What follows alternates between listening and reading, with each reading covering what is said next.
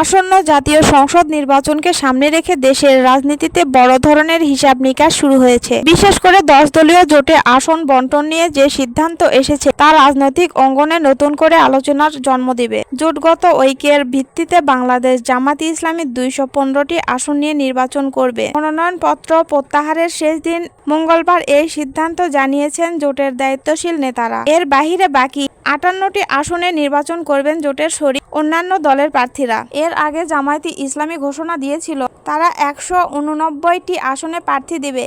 এই ঘোষণার পর থেকে রাজনৈতিক মহলে শুরু হয় নানা জল্পনা কল্পনা। তখন ইসলামী আন্দোলন বাংলাদেশকে 47টি আসন ছেড়ে দেওয়ার কথা বলা হয়েছিল। বাকি আসনগুলো NCP, Bangladesh Khelafat Majlis, LDP, AB party, BDP এবং নিজামে ইসলাম পার্টির মধ্যে বণ্টনের সিদ্ধান্ত ছিল। কিন্তু পরিস্থিতি বদলে যায় যখন ইসলামী আন্দোলন বাংলাদেশ শেষ পর্যন্ত এই জোটে যোগ না দেয়। তাদের এই সিদ্ধান্তে 10 দলীয় জোটে বড় ধরনের পুনর্বিন্যাস করা হয়। ইসলামী আন্দোলনের জন্য সংরক্ষিত 47টি আসন পরে জোটের অন্যান্য শরিকদের মধ্যে পুনরায় বণ্টন করে দেওয়া হয়। নতুন বণ্টন অনুযায়ী এনসিপি নিশ্চিত করেছে 30টি আসন, বাংলাদেশ খেলাফত মজলিস পেয়েছে 23টি আসন, খেলাফত মজলিস পেয়েছে 12টি আসন। এছাড়া এলডিপি, এবি পার্টি, বিডিপি ও নিজামে ইসলাম পার্টি নিজ নিজ শক্তি ও সংগঠন অবস্থানের ভিত্তিতে আসন পেয়েছে বলে জানা গেছে। তবে জোটের অভ্যন্তরীণ কৌশলের অংশ হিসাবে কিছু আসন এখানে উন্মুক্ত করা হয়েছে, অর্থাৎ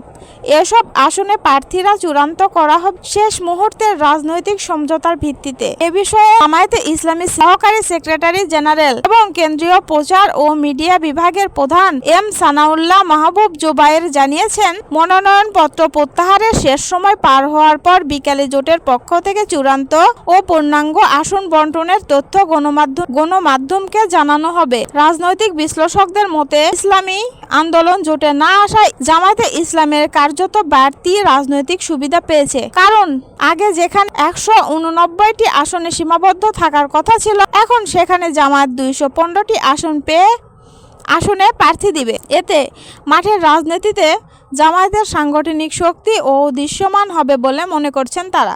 তবে এই জোটে ভারসাম্য রক্ষার জন্য জামায়াতকে শরিক দলগুলোর জন্য উল্লেখযোগ্য সংখ্যক আসন ছেড়ে দিতে হয়েছে। বিশ্লেষকরা বলেছেন, এটি একটি কৌশলগত সিদ্ধান্ত যার মাধ্যমে জোটের ভিতরে ঐক্য ধরে রাখা এবং ভোটের মাঠে সম্মিলিত শক্তি প্রদর্শন মূল লক্ষ্য। আরেকটি গুরুত্বপূর্ণ তথ্য হলো কিছু আসন উন্মুক্ত রাখার সিদ্ধান্ত নিয়েছে রাজনৈতিক পর্যবেক্ষকদের মতে। এর মাধ্যমে শেষ পর্যন্ত নতুন সমঝোতা, স্থানীয় প্রভাবশালী প্রার্থী কিংবা কৌশলগত চমক দেখানোর সুযোগ রয়েছে। সব মিলিয়ে বলা যায় 10 দলীয় জোটের এই আসন বণ্টন শুধু হিসাব নয়, এটি আগামী দিনের রাজনীতিতে ক্ষমতার ভারসাম্য, ভোটের সমীকরণ এবং জোট রাজনীতির ভবিষ্যৎ পথ চলার একটি স্পষ্ট বার্তা বহন করছে। এখন দেখার বিষয় চূড়ান্ত তালিকা ঘোষণার পর মাঠের রাজনীতিতে এই সমীকরণ কতটা কার্যকর হয় এবং ভোটারদের কাছে 10 দলীয় জোট কতটা গ্রহণযোগ্য হতে পারে।